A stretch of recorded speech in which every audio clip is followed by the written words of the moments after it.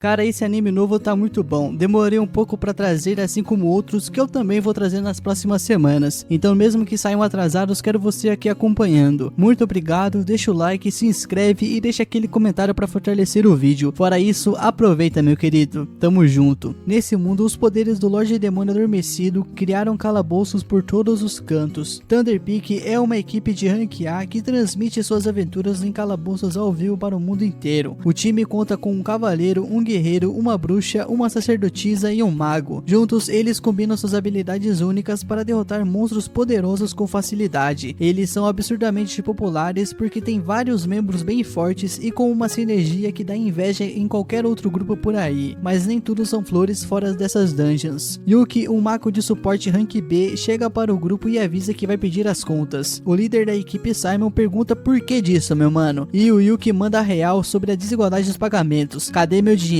Lança o Pix. Nisso o pessoal diz que ele tá reclamando de boca cheia, porque o salário é mais que justo porque ele faz. Afinal, segundo eles, Yuki nem entra na porradaria franca e só fica lá atrás torrando itens e percaminhos. Yuki perde a paciência e dá um sermão, perguntando se eles não reconhecem o valor do trabalho dele, já que ele tá sempre dando suporte pra todo mundo. Nisso os caras dão risada da cara dele, chamam o maluco de inútil e diz que ele devia era agradecer por deixarem um fracassado rank B como ele no time. Eles ainda soltam que vão se virar numa boa sem a ajuda dele, e isso foi a gota da água. O nosso prota termina sua bebida, olha nos olhos desses safados e diz que tá fora da equipe pra sempre, e não adianta mandar mensagem no zap depois, eles que se fodam. E pra fechar com chave de ouro, ele manda os caras enfiarem o título de rank A onde não bate sol. No dia seguinte, o Yuki vai até a guilda de aventureiros para se registrar como desempregado. Depois de preencher os formulários e entregar para a recepcionista, do nada uma ruiva aparece e pula nele com um abraço apertado, o chamando de mestre. Nisso ele reconhece a mina como a Marina, uma maga de espada que ele havia ajudado antes dela passar no teste de aventureira. Marina agradece pela ajuda no passado e ele pergunta como estão as coisas. Ela diz que tá tudo indo bem e que quando descobriu que ele tá disponível no mercado, ela ficou animadíssima. Nisso a mina toda empolgada convida o Yuki para se juntar no grupo dela. Nisso ele aceita conhecer os outros membros da equipe, que por coincidência também eram alunos dele. Entre a equipe estavam a elfa arqueira Silk e a sacerdotisa Rain, que ficaram felizes ao saber que Yuki está interessado em entrar ao clube delas, mas perguntam se ele tá tranquilo em se juntar com um grupo de rank D, que só tá começando na carreira. Nisso o nosso prota diz que tá suave, porque essa vida frenética de grupo de rank alto já não é mais pra ele. O cara tá cansado, só quer mamão e mel daqui em diante. Então ele explica que para missões e dungeons difíceis, ele sempre gastava uma grana em itens e consumíveis, e no final ele quase nem lucrava. Já com missões de rank D, ele vai conseguir economizar uma boa grana. Com isso, o Yuki entra oficialmente no grupo delas e descobre que as meninas estavam planejando completar uma missão de mineração de minério mágico naquele dia. Nisso eles partem para um calabouço e o Yuki começa a sentir aquela nostalgia ao lembrar de como a sua jornada começou. Ele comenta que esse minério mágico que elas estão procurando pode ser encontrado facilmente no 6º andar da dungeon, mas as garotas admitem que têm medo de enfrentar o chefe do 5º andar, então elas preferem evitar. Então o Yuki sugere procurar o minério no 4º andar primeiro e eles entram na dungeon. Marina trouxe um cajado do avô dela para procurar armadilhas, mas o negócio tá atrapalhando o ritmo. O Yuki então resolve assumir a liderança e mostra uma lanterna mágica que detecta armadilhas de nível baixo com facilidade. Graças a isso, eles exploram o calabouço bem mais rápido. Nisso, o nosso prota começa a lembrar que essa foi a primeira dungeon que ele visitou com seu antigo grupo Thunder Peak. Já fazem 5 anos e nessa época o guerreiro deles quase morreu por causa de uma armadilha. De repente, o Yuki sente a presença de monstros e avisa as garotas para se prepararem. Ele chega a uma sala onde macacos lobos estão esperando. A Silk não perde tempo e abate um com uma flecha certeira, enquanto Marina avança para enfrentar os outros dois. O Yuki lança sua magia de encantamento físico nela para turbinar as suas habilidades e prende os monstros no lugar. A Marina corta 2 com facilidade e fica chocada o quão simples foi com a ajuda da magia de Yuki. Ele explica que lançou 3 feitiços de encantamento ao mesmo tempo nela, e todo mundo fica impressionado porque fazer isso exige muita habilidade. Logo, eles chegam à entrada do 2º andar e param para checar o equipamento e descansar um pouco. Eles descem as escadas quando do nada um grupo de zumbis mineradores aparecem para atacar, e agora é a vez da Ray fazer uma para Deus lembrar. Silk e Marina seguram a barra enfrentando os zumbis para dar tempo de Rain terminar a sua invocação, enquanto Yuki lança um feitiço de proteção em todos, impedindo que os zumbis cheguem perto. Com isso, a Rain consegue finalizar o seu feitiço e acaba com todos os zumbis usando a sua sua magia sagrada. O grupo começa a elogiar ela e Yuki comenta que usar magia sagrada nesse nível gasta um caminhão de mana. Ele então usa sua habilidade chamada Refresh de Mana para recarregar a mana de Rain, que fica chocada ao saber que ele consegue fazer até isso.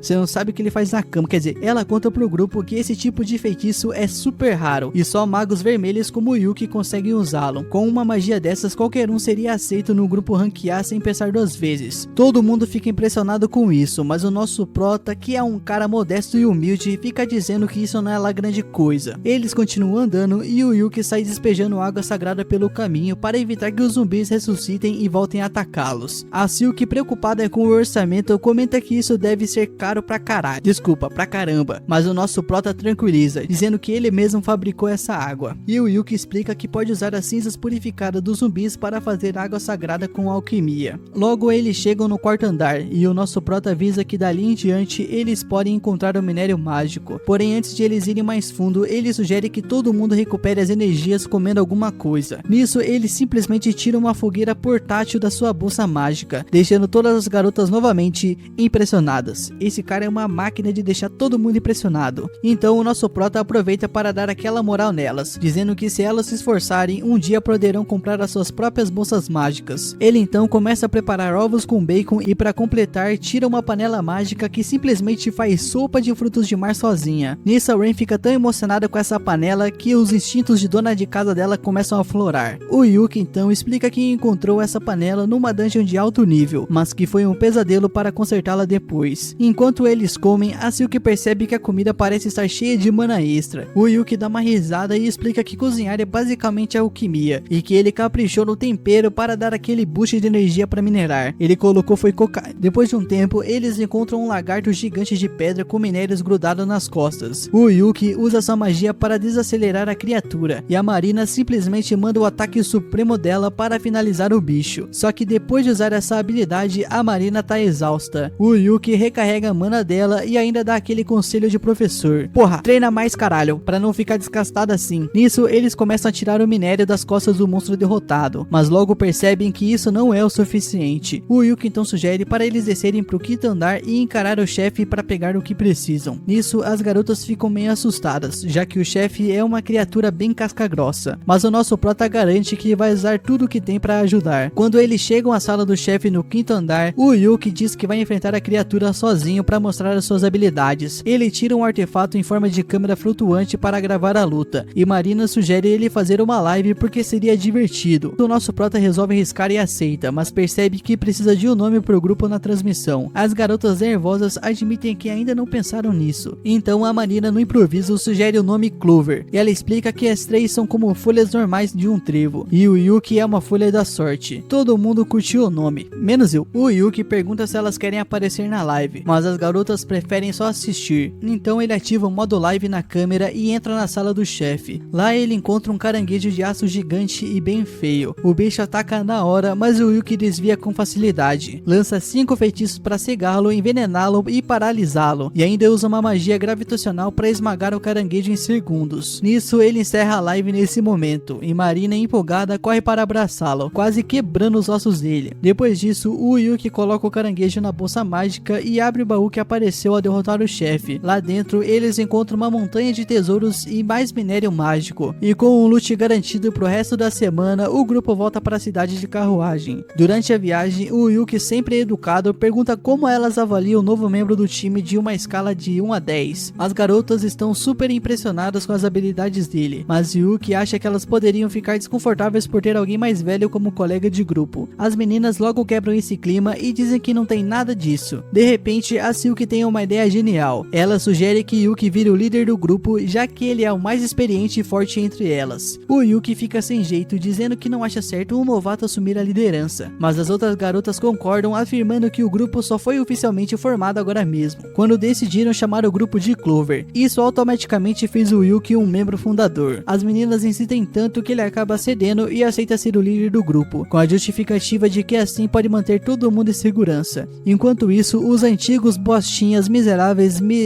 vagabundos do grupo do Yuki, a Thunderpeak, tá passando por um perrengue no calabouço. Eles colocaram um arqueiro para ocupar o lugar do Yuki, mas o coitado não consegue dar o suporte que o nosso prota dava. A equipe tá lutando contra uma matilha manada de lobos monstruosos, e no meio da confusão o arqueiro novo ainda joga na cara deles: por que diabos vocês vieram para um calabouço tão difícil se são tão fracos? A coisa piora quando a feiticeira do grupo é mordida por um lobo. O líder consegue salvá-la, mas a sacerdotisa tá sem mana para curar a magia. Sem poções de cura humana, algo que sempre foi de responsabilidade de Yuki, eles decidem bater em retirada. O novo arqueiro até tem uma poção, mas não entrega de graça e ainda solta. Achei que as equipes de rank A fossem mais organizadas. Enquanto isso, o Yuki e o Clover estão comemorando a primeira missão bem sucedida. Entre brindes e risadas, o Yuki comenta que o pagamento da missão nem foi lá essas coisas, mas que ele conseguiu uma boa grana vendendo o corpo do caranguejo de aço. Ele pergunta às meninas como dividem o dinheiro, e Silk explica que eles colocam tudo no fundo do grupo e usam um sistema de mesada para comprar o necessário. Elas ainda contam que estão economizando para comprar uma casa um dia, e Yuki curte a ideia. Nessa mesma taverna, o antigo grupo do Yuki tá reclamando do fracasso do dia. Eles jogam toda a culpa no novo arqueiro, dizendo que ele deveria ter se preparado melhor. O arqueiro perde a paciência e manda na lata: achei que a famosa equipe de vocês fosse mais profissional, mas a verdade é vocês são uns merdas, não conseguem nem limpar a própria bagunça. Ele se levanta, declara que tá fora do grupo e ainda sai batendo o pé, bem na hora que o Yuki dá uma olhada nessa cena. Ele decide ignorar e diz para as meninas que depois de cada missão, elas vão tirar 2 dias de descanso para recarregar as energias. Ele promete aproveitar o tempo para estocar itens úteis e já planeja a próxima missão pro 3º dia. De repente, a taverna começa a exibir a gravação da luta do Yuki contra o caranguejo de aço, que viralizou em poucas horas. Nisso, todo mundo na taverna tá vidrado no vídeo, impressionados com o fato de que ele conseguiu derrotar o chefe apenas com feitiços de debuff. E assim, o Yuki e o Clover começam a chamar a atenção da galera.